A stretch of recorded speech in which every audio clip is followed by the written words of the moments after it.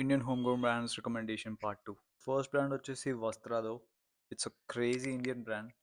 Very unique అనమాట. నాకు ఇప్పటికి అర్థం కాదు. ప్రైస్ ఏమో 500, 600, 700లో ఉంటుంది. బట్ వీళ్ళ మెటీరియల్స్ మాత్రం నెక్స్ట్ లెవెల్. లైక్ ప్రతి డీసెంట్ క్వాలిటీ. ఈ బ్రాండ్ నీకు తెలియదు, నీకు బడ్జెట్ ఫ్రెండ్లీ కావాలంటే నువ్వు 100% ట్రై చేయి. సెకండ్ బ్రాండ్ వచ్చేసి గల్లీ ల్యాబ్స్. ఇలా దాంట్లో ఏంటంటే ఇండియన్ కల్చర్ని, ఇండియన్ ట్రెడిషన్స్ని, లైక్ డిఫరెంట్ స్టేట్లో డిఫరెంట్ కల్చర్ని బేస్ చేసుకొని ఒక్కొక్క స్నీకర్ తయారు చేస్తారనమాట. ఇట్స్ అలా వాళ్ళ స్నీకర్ కలెక్షన్ చెక్ చేయి, నీకు అర్థమవుతుంది. స్నీకర్స్ ప్రైస్ రేంజ్ వచ్చేసి 5000 నుంచి స్టార్ట్ అయ్యి 15,000 వరకు ఉంది. అండ్ ఈ స్నీకర్స్ నువ్వు రెగ్యులర్ స్నీకర్స్లా కాదు, దీనికి నువ్వు కనెక్ట్ అయితేనే కొను.